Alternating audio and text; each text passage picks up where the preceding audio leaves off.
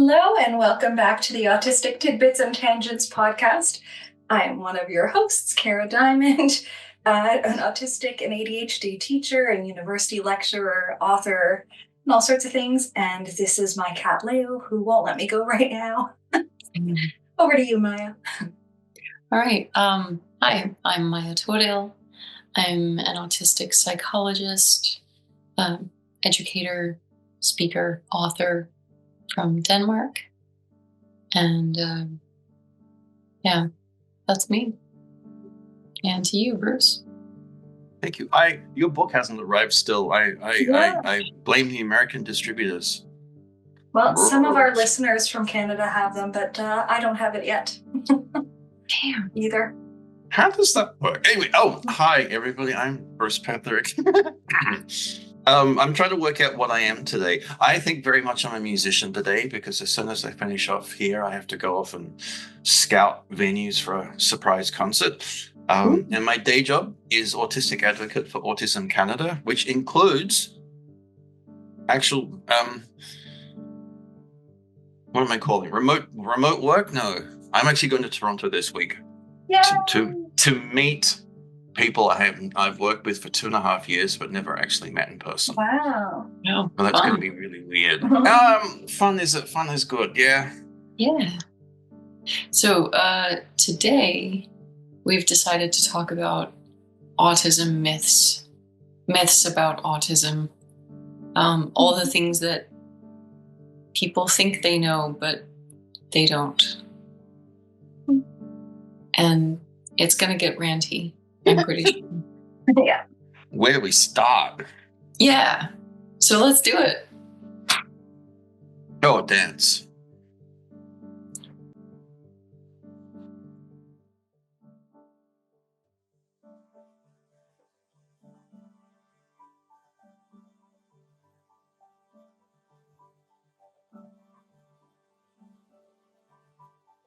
Welcome to Autistic Tidbits and Tangents. Candid conversations between autistic off-hour professionals. With lots of tangents in different accents. Cool.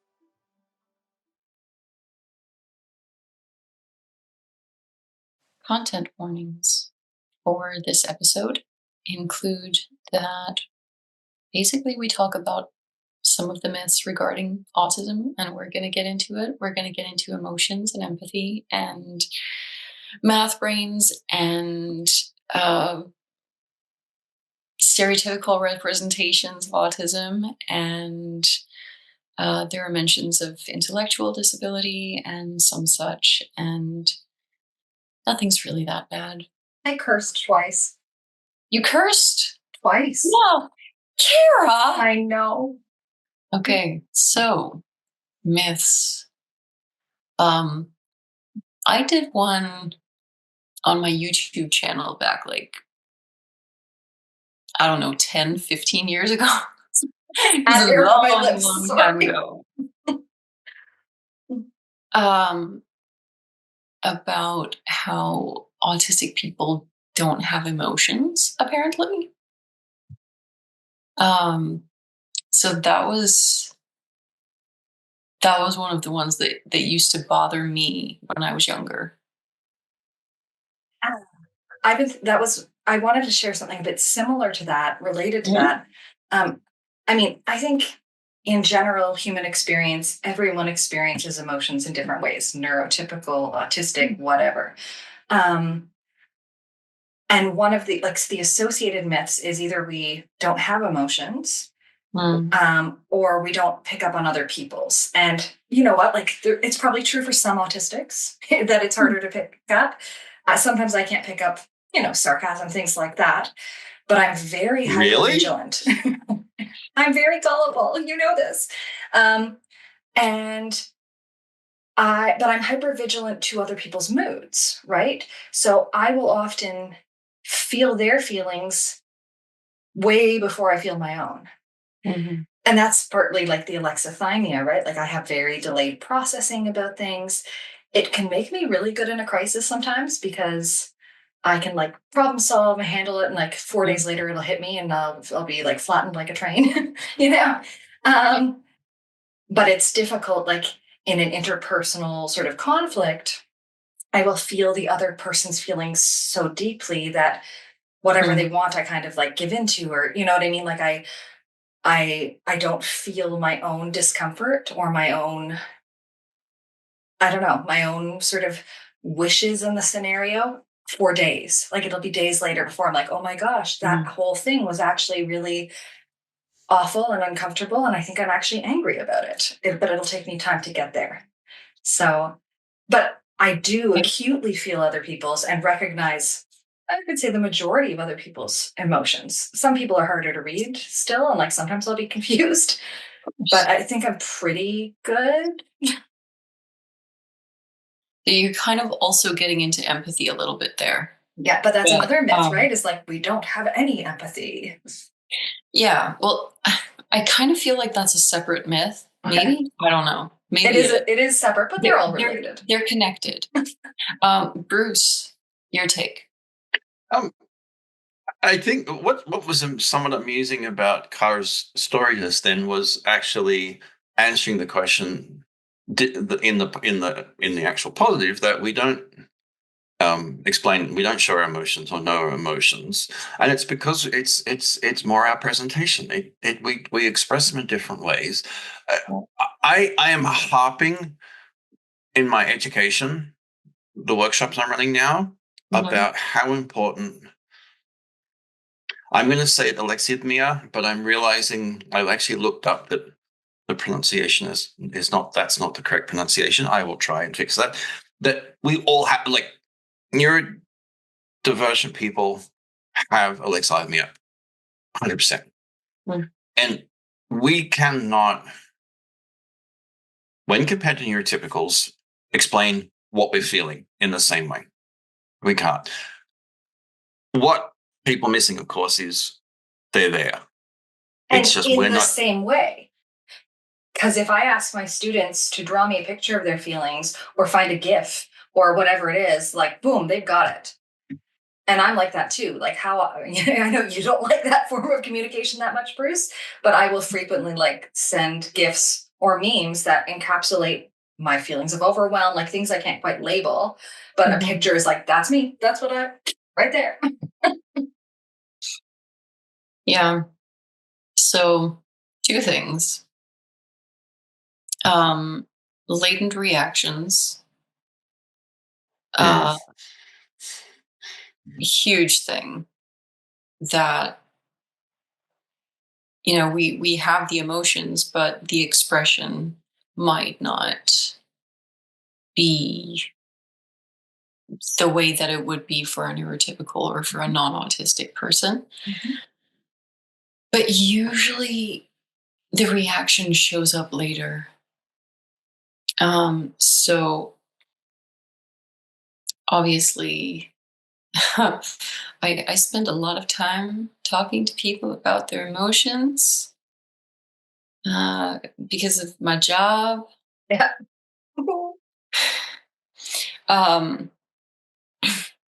Right. So usually what I'll do is I'll draw a thermometer and I'll talk with people about how when you have alexithymia, you, like, if the thermometer goes from 0 to 10, where 0 is neutral and 10 is extreme emotion, you may be perfectly capable of registering emotions 0 to 3, and then from 8 to 10. Yes, and all that in the middle. The in-between stuff is really hard. Yeah.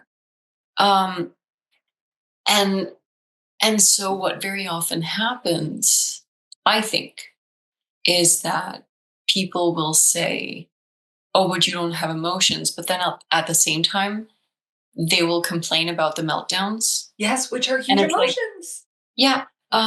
Meltdowns, not all of them, certainly, but meltdowns can be extreme emotions just boiling over. And because we don't necessarily register the emotions before they get extreme, you know, all of a sudden they just boom.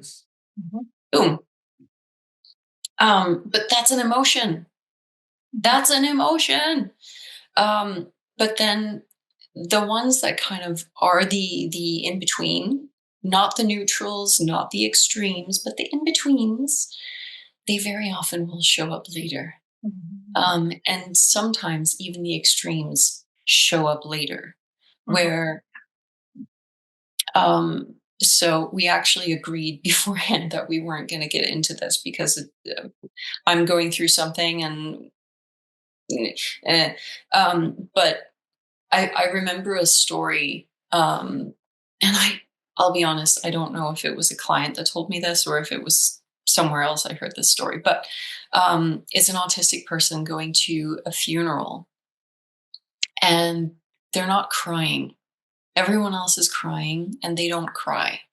And so their family members kind of have that reaction of like, you don't have any emotions. You didn't love this person. Making all of these accusations. But the fact is, this person just couldn't cry in front of other people, which is another aspect. So it could have been just a latent reaction that they weren't able to necessarily feel the emotion at that particular moment in time, maybe because it's overwhelming. And then once they're in a safe environment where they can allow themselves to feel it, then they feel it. But there can also be an aspect of, I don't feel safe to express myself because I don't express myself conventionally. So I'm going to hold it in until it's safe to express. Absolutely. And so I just feel like this no emotions thing is a whole can of worms. Like, it's so complex. And it's very often when someone addresses it, and even me when I did it back then, it was a whole rant. It was unstructured and whatnot. But very often when people respond to a question like this, I feel like it gets simplified, and it isn't simple. Well, what you said reminded me of the memoir by John Elder Robison. I think it's called "Look Me in the Eye" or "Look Me in the Eyes." I can't remember if it's plural or not. And he tells a story from childhood of a teacher coming in and sharing with the class that a family member had been in a car crash. And he got in trouble for smiling, but he smiled because his thought process was, oh my goodness, thank goodness my family wasn't in a car crash. And his face reflected that thought, and he got in trouble. And of course, misperceived as not having the appropriate emotional response, not having empathy. Which again leads into the empathy question. The other myths. Which is a huge one. Because I feel like when we talk about no emotions, it's, do you feel these particular things maybe at the appropriate times? But I feel like very often when people say autistic people have no empathy, which is a myth, by the way, but when they say it, I feel like they're also implying we have no sympathy, we have no care for other people or their pain. But there are plenty of neurotypical people who have very little sympathy or empathy. Many more neurotypical people. I just have two more things to say, and then I want to hear from Bruce. But as you were talking, I was thinking about how like mixed emotions can be really hard for me to label and disentangle. I can identify like, excitement, happiness, sadness. But when there's more going on, when there's lots of things happening, it's very baffling for me. I often like work backwards. I try to figure out like what's going on in my body, what that means, what it could be caused by, because sometimes it was days ago, sometimes it's not immediate. But also some emotions are very similar. So excitement and fear feel the same. And that has led to, in certain situations, I mean, I've been able to mobilize it pretty well. Like when I present, I convince myself it's excitement, not nerves, even though it is nerves. But certainly there have been situations where probably I was having like a fear response and I pushed through when I shouldn't have, like because I convinced myself that was what my body was telling me. So Yeah. having trouble disentangling some of those complexities. And like the best therapy, I think, for autistic people is somatic based therapy so that we get more in touch with our feelings, interoception. Many of us, especially those of us who are high masking individuals, we have like a lifetime of suppressing our instincts and our own reactions. Like, and sometimes that's unconscious, but often it is also conscious. Like I remember times in middle school being like, don't react, don't let them see that something affects you. And I just have developed this very well practiced look of calm that is not accurate to how I feel on the inside ever. But I that also squelched my connection to myself, right? But I fear have and like, excitement do like the body experience is very similar. Sorry, the body experience to what? It's very similar. Fear and excitement. Yes, same physical symptoms, right? Yeah. Bruce. boy, do I have a lot to dump now. This is why I take notes as you both speak, so I can be like point 1, point 2, point 3. Let me just think about. So Cara, I use you in my teaching without ever mentioning you, of course, about your articulation of those confusing emotions, of having to work through. And I can't remember who else. I can't remember what the other book is. I think it's one of the social skills books. Talks very much about cognitive effort and how we spend so much time decoding others and ourselves, trying to work out, is this fear, is this excitement? And I know you've literally, like you've said, I go through these steps, and I went, oh, that's kind of interesting. Yeah. That's something really good to share. I cannot tell, like my thermometer with emotions is like maybe I can get the 1 and maybe the 10. It's the bits in the middle. I explain it in my teaching. I know if I'm happy or sad. I just can't tell you how happy or sad I am. Interesting. That idea of being really, really, really, really super happy. Yeah. I don't know what that feels like, other than going through and thinking, I've just got $1 million. I'm eating an ice cream. My kitty's just walked in the room. Meredith's going to be home in half an hour. Okay, those things are things I know make me happy. So when they happen all at the same time, I must be really happy. And oh boy, do I have so many things to say. Let me come back to that one. I don't cry. I cry when I'm happy. Now, of course, I've cried. There's been times where I've probably cried in pain and when I'm really, really sad. But I did not cry at my mother's funeral. And in fact, showed very little grief. I have shown more grief at when other friends have been injured or whatever. But for my mother, and it's something I've been thinking about a lot. In fact, my wife dragged us to Australia because she thought I hadn't had the time to grieve. And when my dad was really sick, that's why we went to Australia, to allow me to have that connection. Because I was living here in Canada. My mother was back in Australia, and she was really sick when I left, but no one had told me. So suddenly, like 18 months after I left, I got a phone call saying your mother's died. I was like, okay. And okay. So that's Bruce not showing emotion from crying. I cry when I'm happy. You'll see me crying on stage, playing a really good piece of music. Yeah. I have worked for years in funeral homes. playing for funerals. As a church musician in a previous life, I used to play for funerals all the time. Yeah, me too. And I am completely calm. I am completely, I can handle everything that's going on. The first day, the big company I worked with in Calgary, the first day of work, I was taken downstairs to the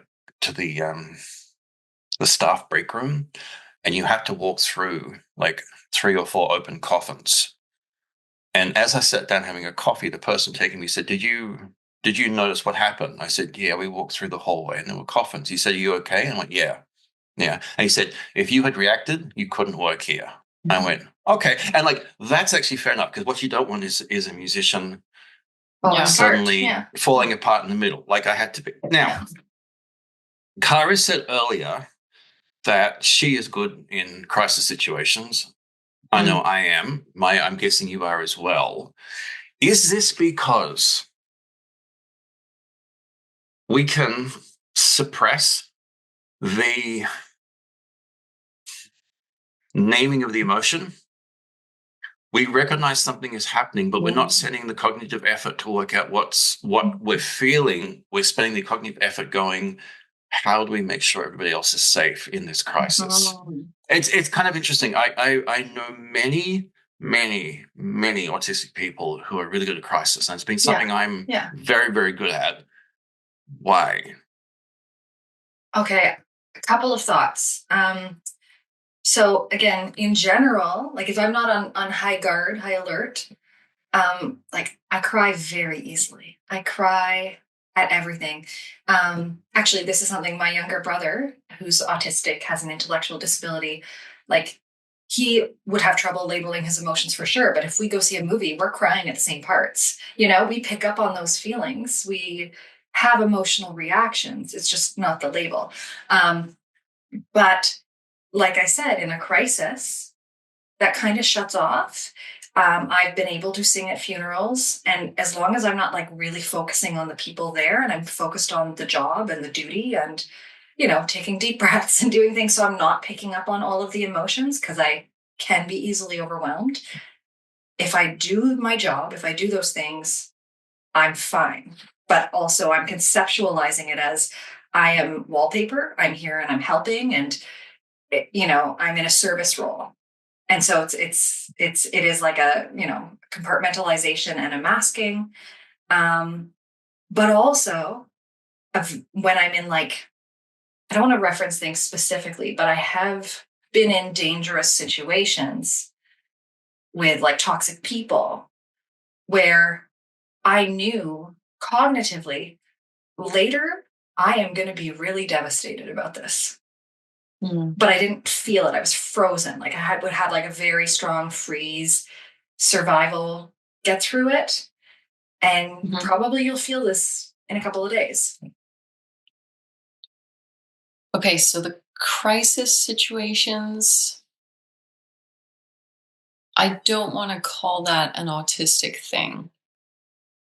I think it's more of a skill thing. And I think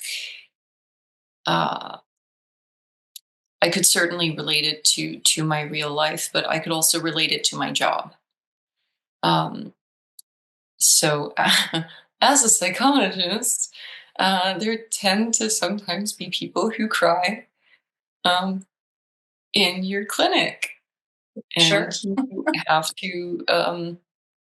You have to kind of make a choice in those situations about whether you stick in your professional role and you stay emotionally calm, or if your client more so needs to see that you empathize with their situation and they need to feel that. And the weird thing with me is that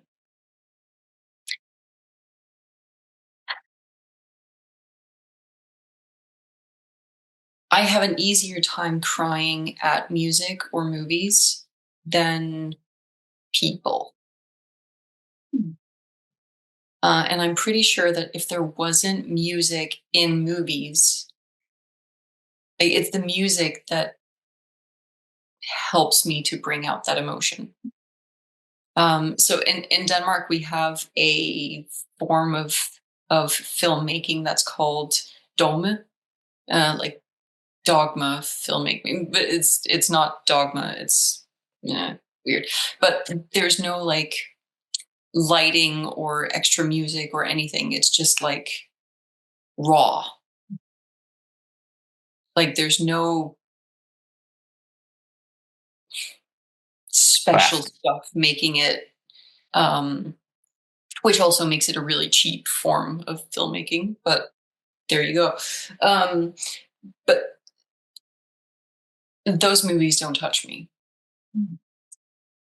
Now, when it comes to people in front of me, when people are the most in crisis, I tend to be the most calm. Exactly what I'm talking about. Yeah. So if people are reacting very strongly, I can't go into that. Yeah. Yeah. I can't. It's not in me to go along with that. Which is actually pretty useful in my work because those tend not to be the people where you should go along with them. But I think it's not so much that I'm not capable of feeling with them, because I could, but I know those emotions too well. Yeah. Yeah. Interesting. I know the extreme sadness. I know the extreme hurt. I know that. I know what that feels like. Deeply. Yeah. I know what it feels like to be so destroyed that you just lay down in a fetal position and cry for hours on end. Yes. I know that. So when others want to do that, it's like,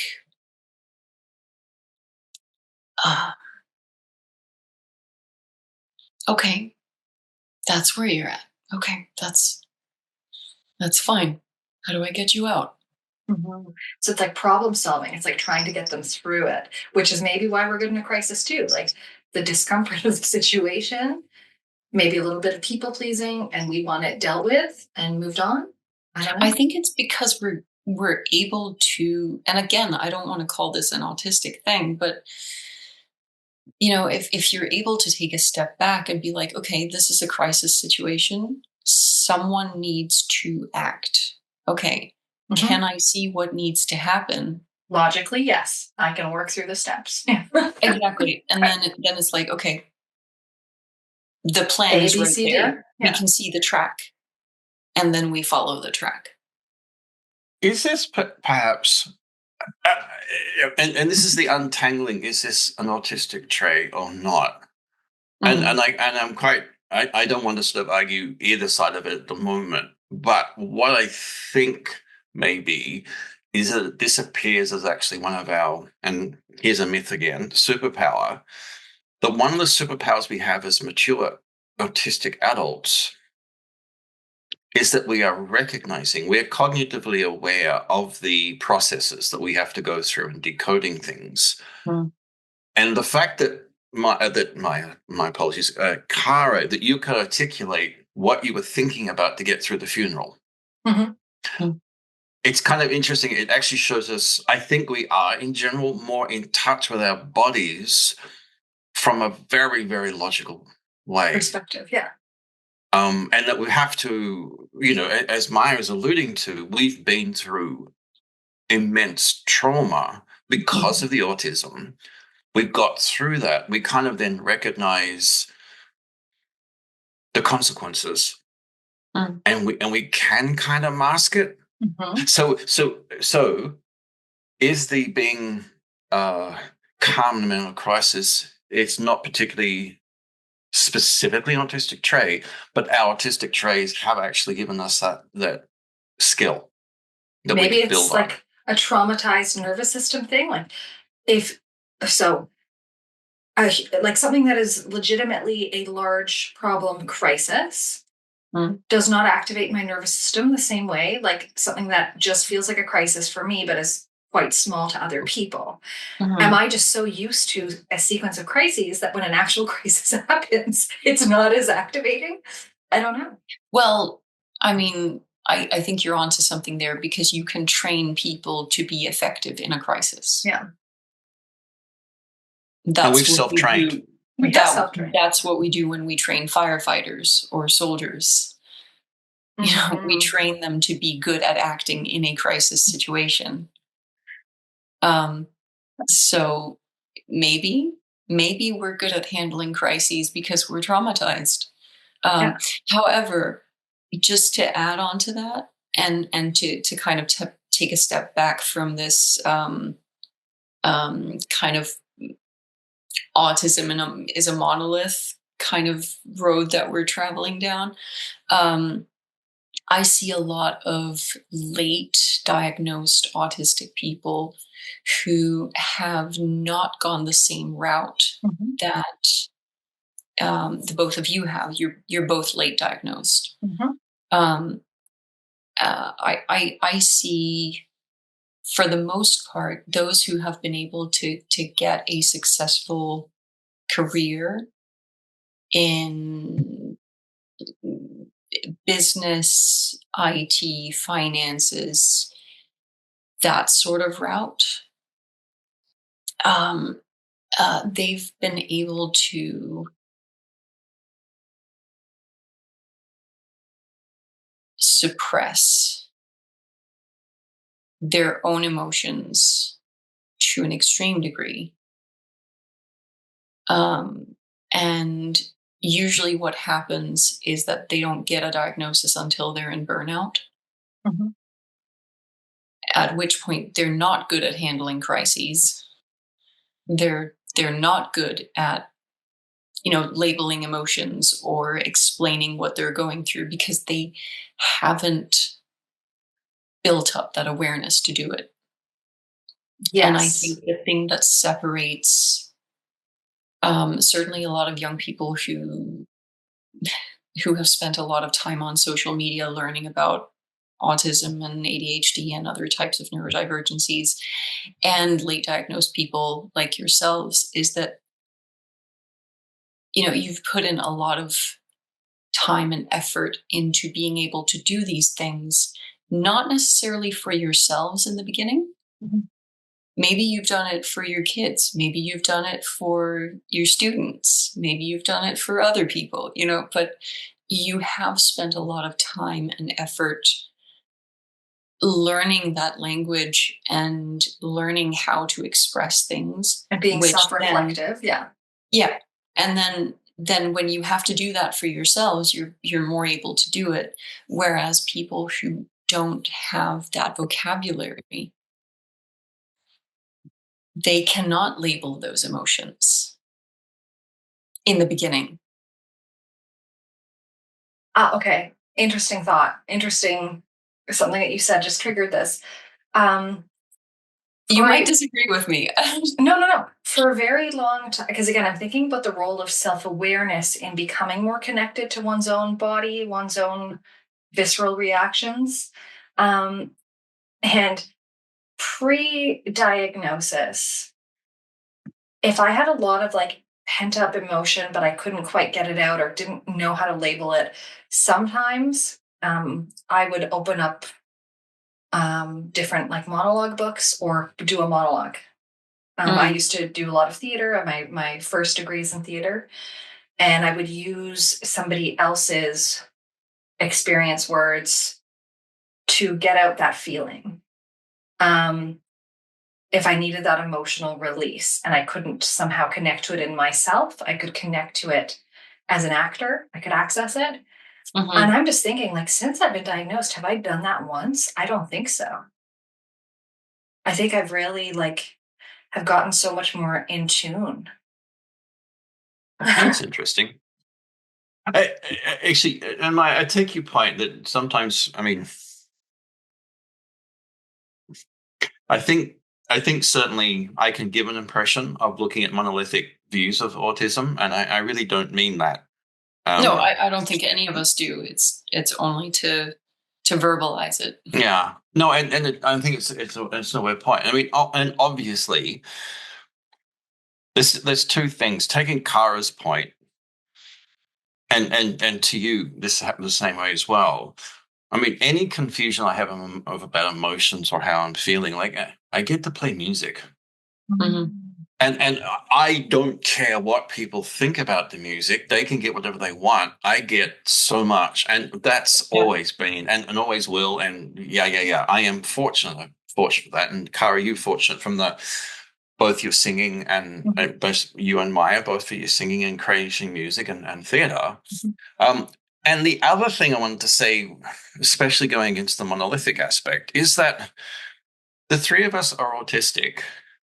But the three of us are also people with strengths and weaknesses and characteristics. And obviously the crisis thing is part of taking certain aspects about autism, but it's also we're logical people. Mm-hmm. If I wasn't autistic, which is like, how do you work that out? I think my character is very logical. Yeah. Much as I don't want to sort of say ever taking the autism out. So perhaps I think how I would prefer the world to look at this is the world to be more accepting of a range of emotional responses and presentations. And I had a conversation recently with a friend, and we've reconnected after years. And in high school, she said something like, "You know what? I used to be really jealous of you because you would, get good grades, you would, get roles in plays or get solos and things like that. And you always responded with nonchalance." And it was like, oh, I was being misinterpreted by her because for me, I downplay every success because I'm always worried the rug is going to be pulled out from under me. And I still do that to this day. Like people used to be like, you must be so excited. You have a book coming out. And I'd be like, I know you want me to say yes, but I'm not excited. Like, and I'd be like, like, I have always downplayed it so that for myself, because I don't want to be disappointed later. But again, the expectation is you're supposed to show your emotion a certain way. And I was coming across completely not how I intended, at least to one person, but probably to others. My mother used to say I looked stuck up sometimes. And I was like, I have no idea what you're talking about.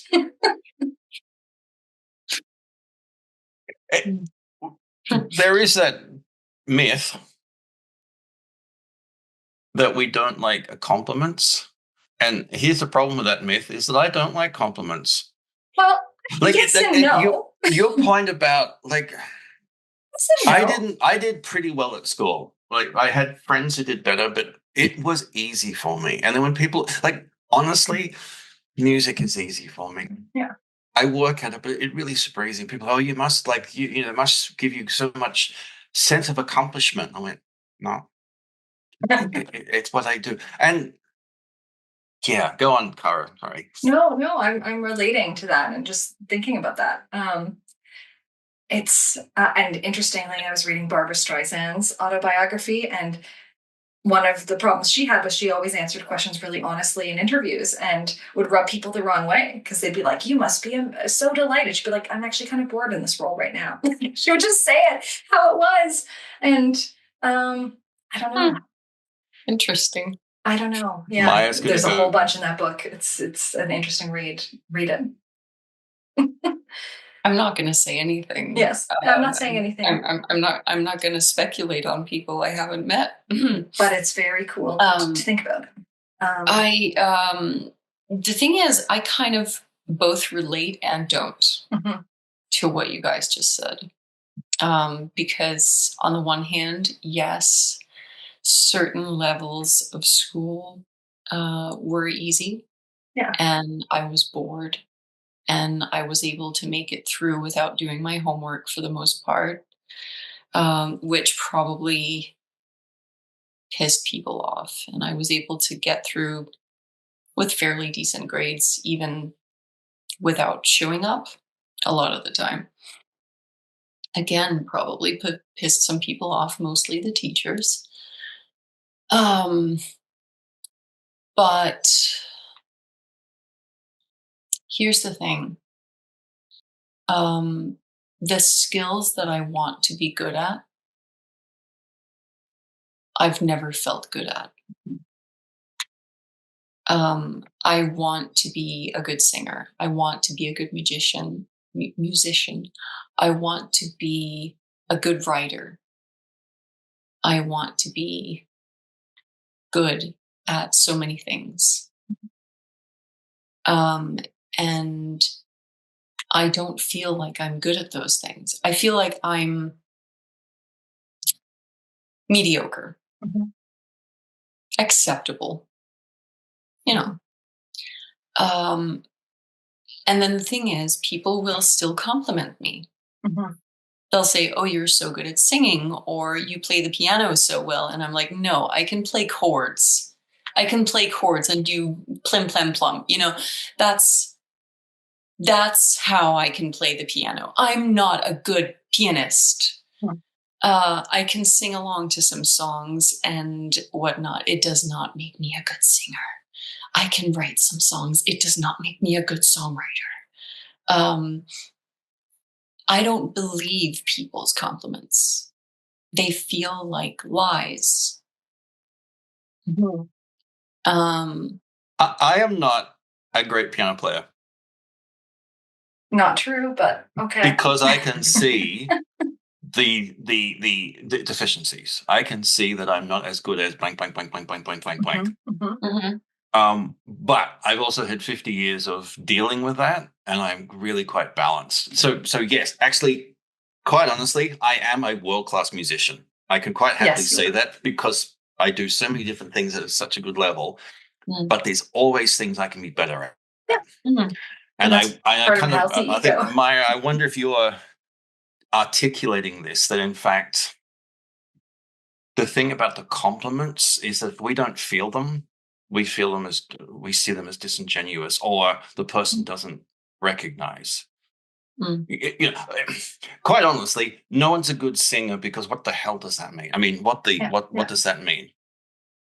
Are you Pavarotti? Are you Mario Callas? Are you,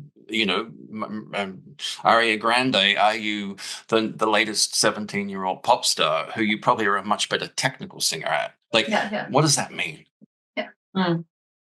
Well, I think with singing, as long as you're hitting the notes, the rest is very subjective. No, but there's also a part of it that's like,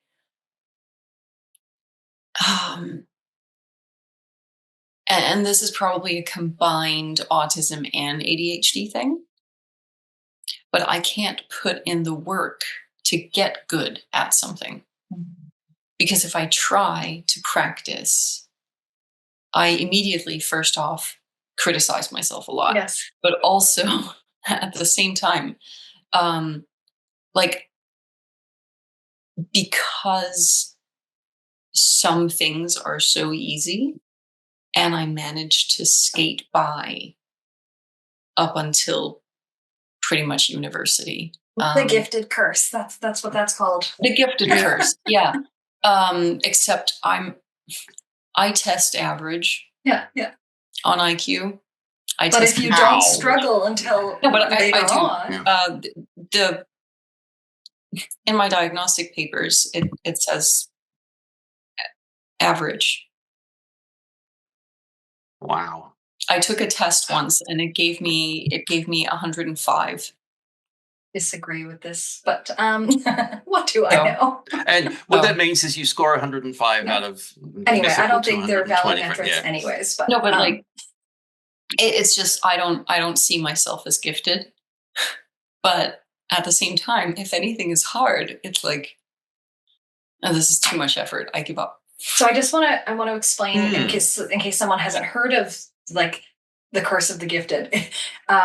So people who find school easier for longer and don't experience challenges until later on. When they do experience a challenge, they've been told their whole academic career, like, oh, you're so smart, you're so good, you're so talented, you have such natural ability. When they hit a problem, when they hit a roadblock, it becomes a challenge to those sort of internalized messages. It's like, oh my gosh, everyone was wrong. I'm not actually smart because I just found something I can't do. Mm-hmm. Whereas people who struggle a little bit throughout, like, are pretty good at handling that by the time, at any age, because they've had to work through that feeling, the emotional journey of learning more often. They don't They've crash had and to burn quite so hard. the emotions of being challenged. Yeah. My first year at university, I was destroyed. Like, Mm. I bombed out. There were two subjects I basically just stopped going to because I didn't have support. Yeah. Mm-hmm. So my Mondays, I started at 8 and I finished at 6. Actually, I finished at 7 and I had a half an hour break, including tutorials within lunch hours. And it's just like, nobody should have let anybody do that. But I didn't have a course advisor. Yeah. And so, like, I bombed completely. And I still think about this going, how could I have got through that first year? And push through, yeah. I want to go back to compliments just for a second because obviously, I love and hate them at the same time. I want compliments because I hate rejection. I hate things that feel like criticism. I hate absence of a comment because then I still think it's a criticism. Mm-hmm. But I hate receiving them. I have trouble receiving them. I would like a compliment to be more like, similar to how I like presents. I don't want to open them in front of the person. I want to get it and not have to deal with it in real time. You know what I mean? I want to later on my own be like, oh, let's see what this is and if I like it. Well, they're not there to scrutinize. Have the pressure of responding. Yeah, scrutinize my reaction. So, like, I would like you to send me a card or a little message. That would be great because then I can read it on my own time and process it and read it again later and go, okay, I can accept that or not. But if I get messages like if I get a card or an email or whatever, there's anxiety to open it. I feel pressure to respond in writing. And then I'm like, how am I supposed to? See, I have a script for that. So I used to sing all the time and perform all the time. But there was a period of my teenage years, I guess, where my voice was changing and I was anxious sometimes. And sometimes maybe like through my passaggio, I would hit a squeaky note or something. And I would just be devastated whenever that happened.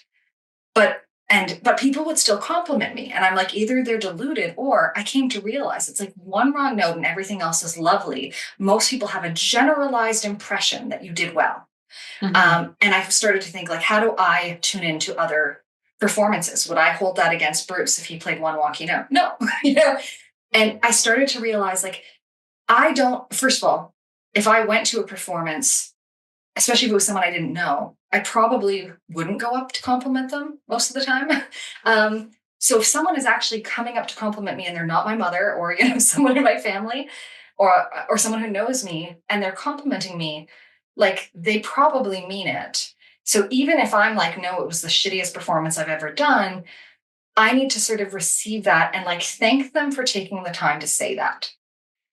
So I'll be like, thank you for saying that. Or, that's kind of you to say. I will say something like that. I have a few different ones in case you get multiple compliments, but they're all that kind of gist where it's like, I'm acknowledging that they made an effort that they didn't have to make to pass on a message to me. And that has helped me be better able at like real-time compliments. And without immediately downplaying it. Because to anyone, like, certainly if Bruce came to hear me sing and I had a wrong note, when I got off, I'd be like, oh, that was horrible. And I felt terrible about it. I would tell him fully how I feel, but I realized you can't do that to other people because they think you're fishing for compliments, which is not what I'm doing. And so I've had to like rein in some of those instincts, if that makes sense. Yeah. Can you send me that list of how to respond to compliments? Sure, I'll send you a few lines. and Cara doesn't want to hear what I say literally every time I talk about her in front of other people. So you don't want to hear the phrase I always say. You want me to say that? Or you're just going to get embarrassed? You can say, well, I'm sort of like, I like it, but I'm embarrassed. Like you can see I'm like smiling and I'm covering my smile. So almost every single time I mention you, I always the phrase who I consider to be the best teacher of autism in the country. That's so sweet. Literally every time. And I fully believe that, my friend. I appreciate that. Thank you for your kindness. I appreciate you. Thank you for your kindness. There you go. That's how you accept a real-time compliment. Even when okay, so we've been recording for a while, and we've gotten through like 1.5. 3. 1 miss. Well, sort of, yeah. So let's do a quicker round, shall we? Yes. Actually, okay. may I start with one, because this is one yes. that came to me, and this is very personal. What I hate, the autism myth, is that all autistics are white boys who like trains. Because guess what? I'm a white boy who loves trains. So is Jason, who was on last time.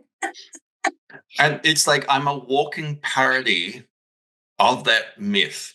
And it's like sometimes that really frustrates me, because like I've actually been in conferences or been in meetings where people say, well, you know that idea of every autistic person is like a white male who loves trains. And I'm going, because trains are really important to me. Yeah. And yes, sorry. So I sent you pictures of train bridges, remember? When I travel? I have a friend who's a really good jazz pianist who he and I did a virtual concert like 20 years ago. And he's got 2 jobs. One is one of the best jazz pianists in Japan. The second one is he sells calendars of pictures of trains he's taken.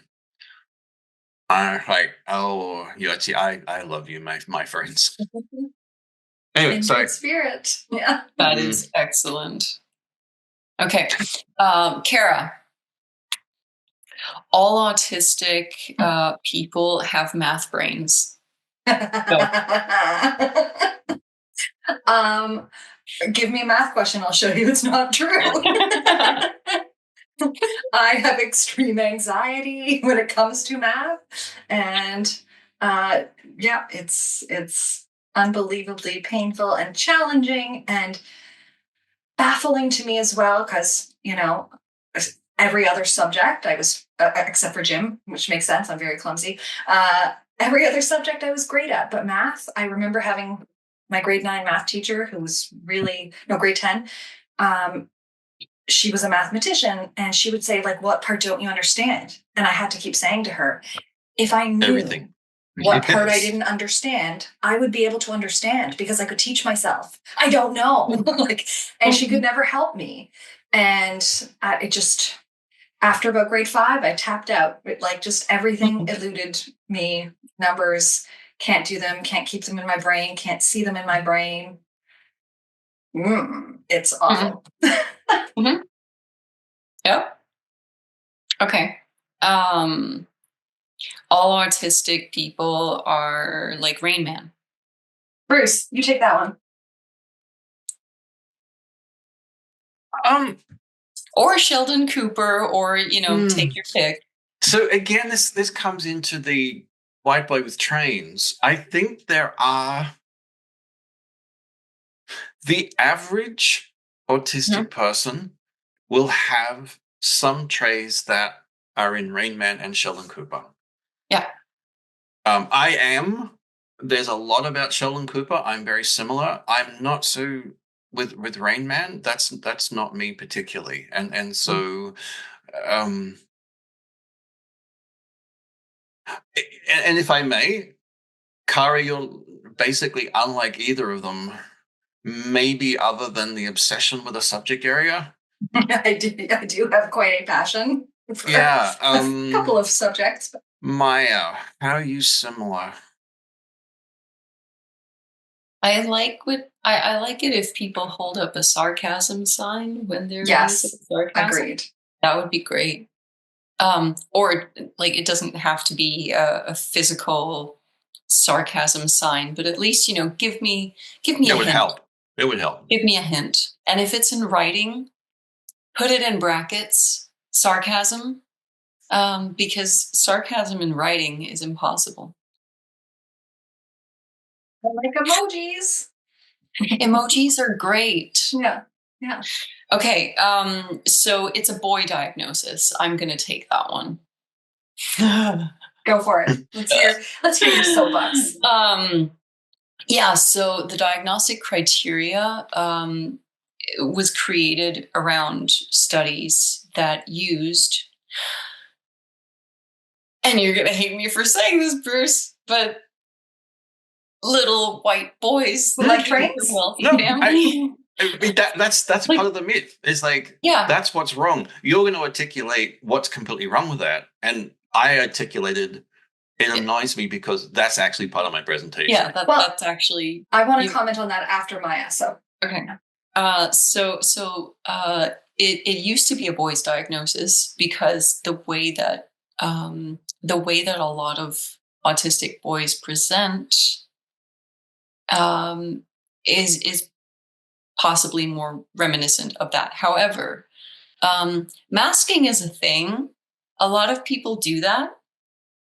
And we're also increasingly recognizing that it's not just girls that mask, it's boys too. And I feel like we're missing a lot of boys who put a lot of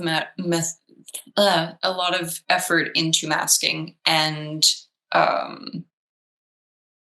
that for that reason have not been diagnosed.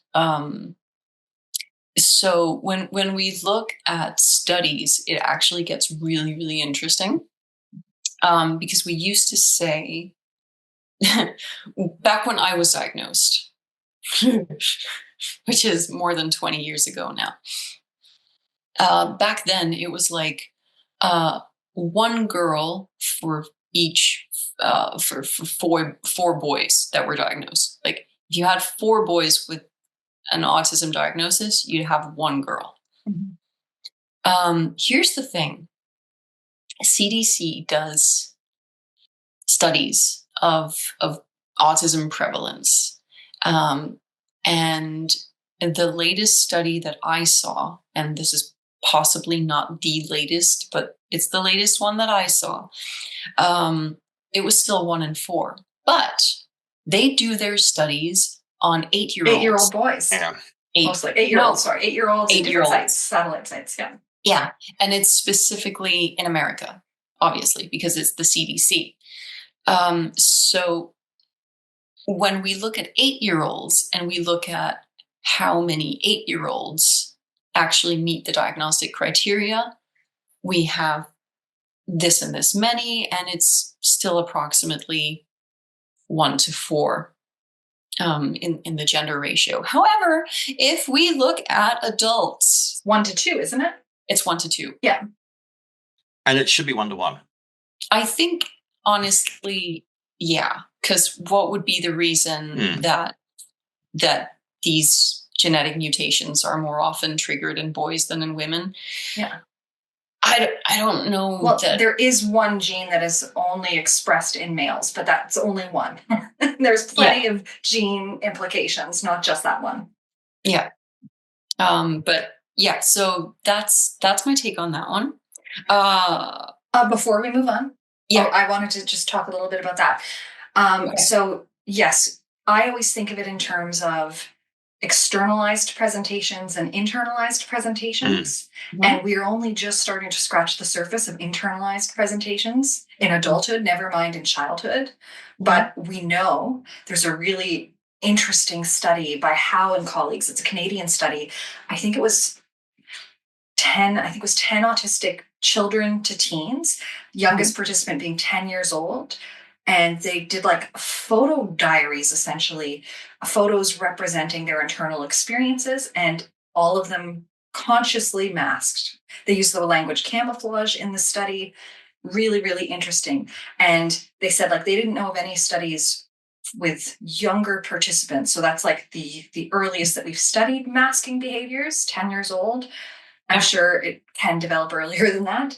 Absolutely But can. I also, brain racing ahead of me, I was also thinking about some of the criticisms around the show Love on the Spectrum, even within the community. And many people were like, oh, you're showing like people who are, well, again, have that externalized presentation for the most part, who sort of are like almost like stereotype versions of people who are autistic. But it's like, but they are real people. They are deserving of love and representation on screen. And these are the people who signed up for And that they show. wanted to, obviously if there are issues with, coercion, anything like that, that's a different story. But Absolutely. is that a reflection of like ableism that can be felt even within the community when we go, someone like me is not being represented? So it's more of a call for, we need to represent more people, more diversity within the autistic community. I say as one of 3 white podcast hosts, but like English speaking. it doesn't mean we don't show the people like Bruce who like trains. We just also need to show the people like Maja who love K-pop and dancing, and the people like Kara who love theater and baking and watching birds in her backyard. You know what I mean? Stereotypes exist for a reason because there are a lot of people who will relate to that, but again, not a monolith. Yeah. And then on top of that, misdiagnosis. Missed or miss? MISSED? Misdiagnosis. So people who are diagnosed with something else, and for that reason, we don't even explore that it could actually be autism. And what we see very much with women is that they will get a diagnosis of a personality disorder, or schizotypical disorders. Not necessarily schizophrenia, but So there's a lot of potential for misdiagnosis as well. And and this doesn't really go against the whole "it's a boy's diagnosis" thing, but I know that certainly when diagnoses such as Tourette's or OCD, more so in the past, but still to some degree, like when people get those kinds of diagnoses, we don't in the same way go back and say, okay, but could there be more? Yes. Is there something we haven't looked at? I just learned, and Bruce, I don't know if you know this, I was doing some research for an article that I'm writing, and I didn't realize that before the DSM-5, so up until 2013, you could not diagnose autism and ADHD together, despite the fact that research now shows they are co-occurrent up to about 80% of autistic people. I did not know that. Yeah, it was an exclusionary criteria. Yeah, it's a diagnostic hierarchy where if a diagnosis that's higher up in the hierarchy can possibly explain it, then you can't also get the other diagnosis. Cannot be explained otherwise. 0.8 on the criteria. Yeah, exactly. And that actually is something that's still happening in Denmark. The ICD-10, is that the test, what your tool is? Yeah. It's not that you can't have both diagnoses at the same time. It's more so that very often a kid will get either an autism or an ADHD diagnosis, and then psychiatry will be like, well, maybe you're also the other one, but it's also just kind of a part of your, usually it's, if you get an autism diagnosis, then it's like, yeah, we don't really want to test for ADHD because all of those problems are kind of like a part of your autism. So it's like a presumptive positive. Okay. Yeah. And it's the same with anxiety. Then it's like, your anxiety is just kind of like a part of your autism. Just live with it. And I get really, really angry every time I get someone in the door that's had that experience, because it's like, why would you not test and give an assessment for that additional diagnosis, which has the potential to give access to medication that may potentially help that person? It might also not. And conversely, but you're not even giving them the option. So that's one reason, if you're autistic, to look for the ADHD. But in Ontario, where in the education system, they don't recognize ADHD as an exceptionality deserving of accommodation, support, or individualized education plans. If you have ADHD, perhaps, or your child has ADHD, perhaps you should be looking to see, because autism will get support. Isn't that horrifying? I believe it's because of, Bruce, what am I going to say? Neoliberalism. Because special education is funded on a per pupil basis. So if we suddenly accepted all the diagnoses of all of the children with ADHD, that would have huge funding implications. That is my theory. Obviously, I don't agree with it. Everyone deserves appropriate supports. Label or no label.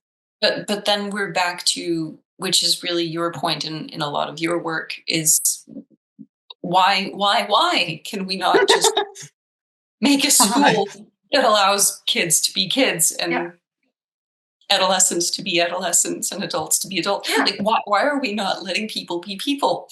If we're going to gatekeep labels, and labels are what we need to access support, like, it doesn't make any sense to me. We should just get rid of the whole system.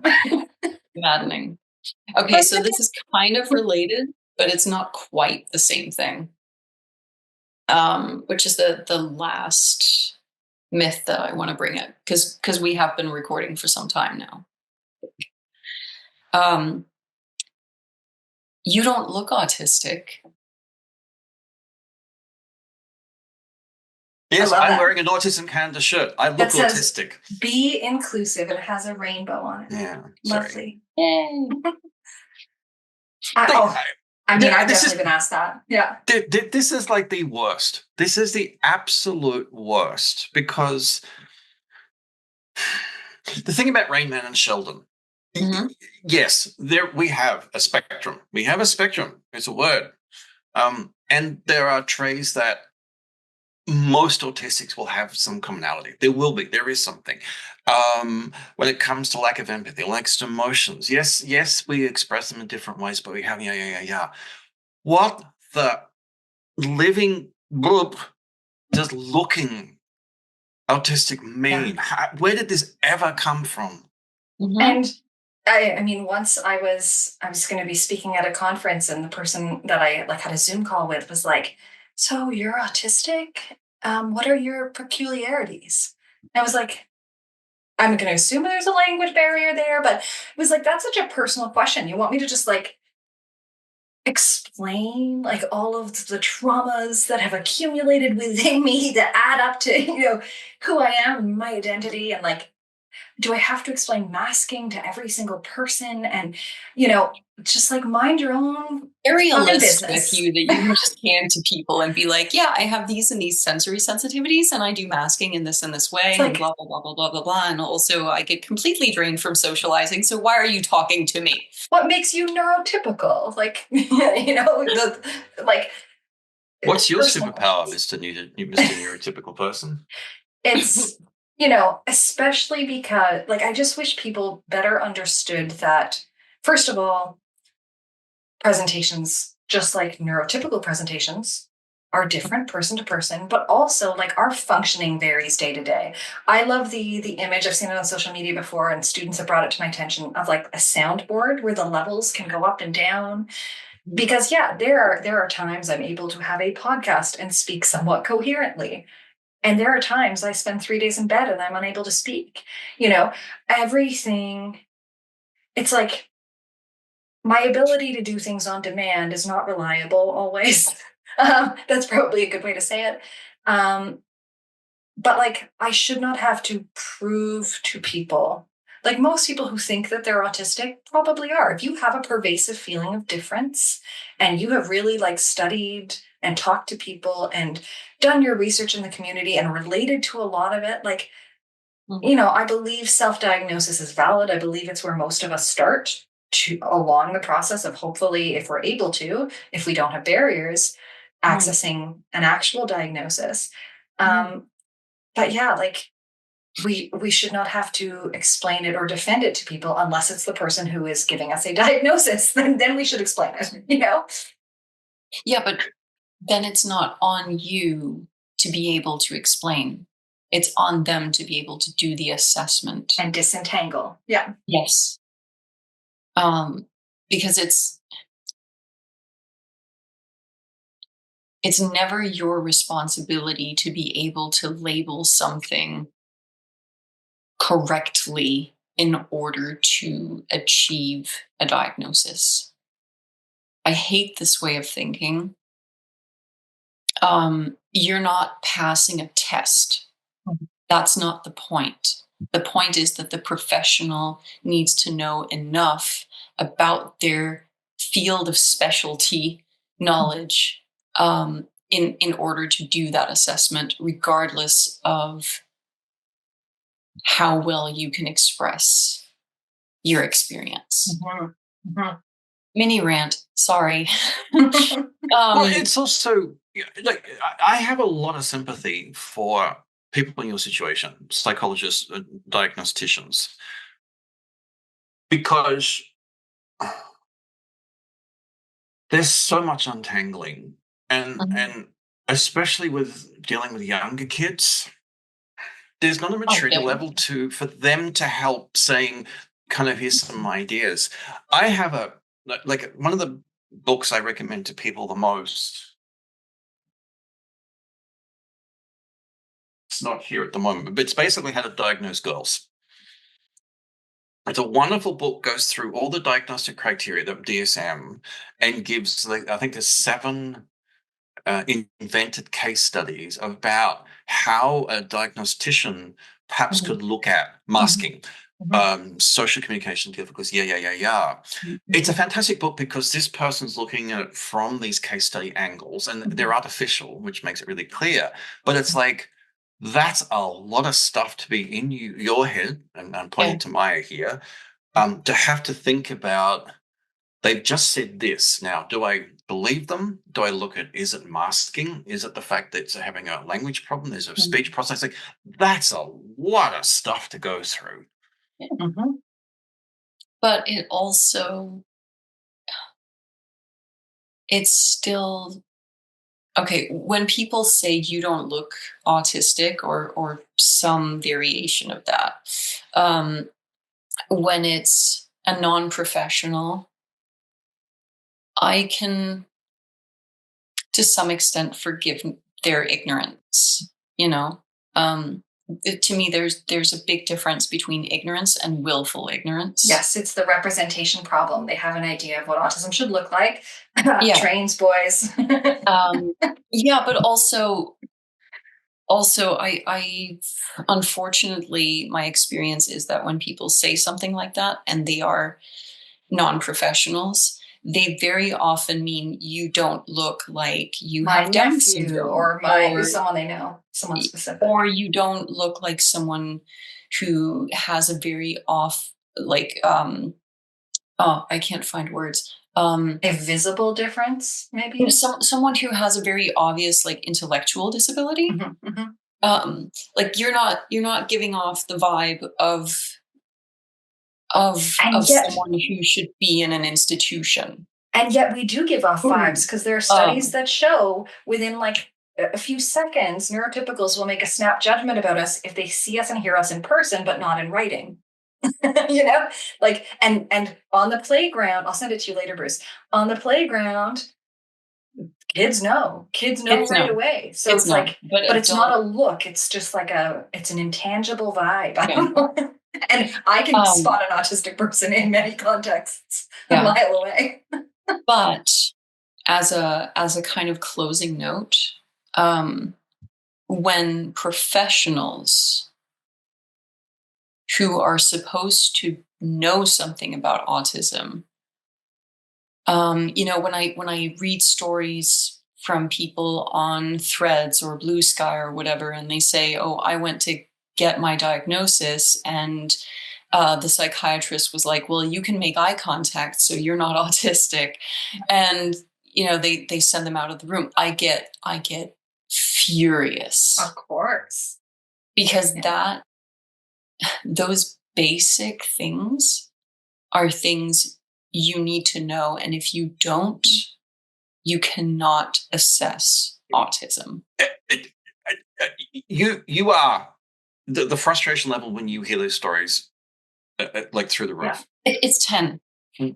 We deal with that in my day job, and I get 9. Mm-hmm. The thing that I can't get, one, how dare anybody send something for the room within 30 seconds? Yes. Which is, I've heard literally going in the door, eye contact being sent away, and a psychiatrist, 2 years of waiting. Like, okay, why cannot psychiatrists and psychologists and medical professionals say, I don't know? Yeah. Let me find you someone that does know. Professional humility. What is wrong with that? Mm-hmm. And the frustrating thing, which possibly at the same level, just because of Cara present in my past, is when you have special ed teachers who have a narrow view of what an autistic learner is. Yeah. Mm-hmm. I'm writing a great article right now that is like everything I think teachers need to understand about autistic students and autistic experience and how to be an ally. And it's going to be great. I'm really excited about it. I apologies. I have to go and check a church out in like 15 minutes. Okay. Well, let's wrap this up. And this was such a great get together and chat as always. I love talking with you both. It brings me energy. So nice to see you both. And thank you to everybody who's listening as well. Yeah. Thank you for sticking around for our ramblings and rantings, and check us out on social media, yes. And is that a thing now? I don't know. Is it dying? I don't know. We'll see. Well, we'll be on YouTube. We've been talking about, I'm on Blue Sky. Blue Sky. I'm on Blue Sky too. I never check it. Do check Spoony. Hang on, let me get let me just, I was recommended Spoony, SPOONY. It's a social media app only for neurodivergents. Oh, interesting. I'll put it in the show notes. It's not doing so well, but it's because it's sort of new, but give that a try. Anyway, I'm sorry, I have to go. Okay. Thank you, everybody. Bye, everyone. Bye.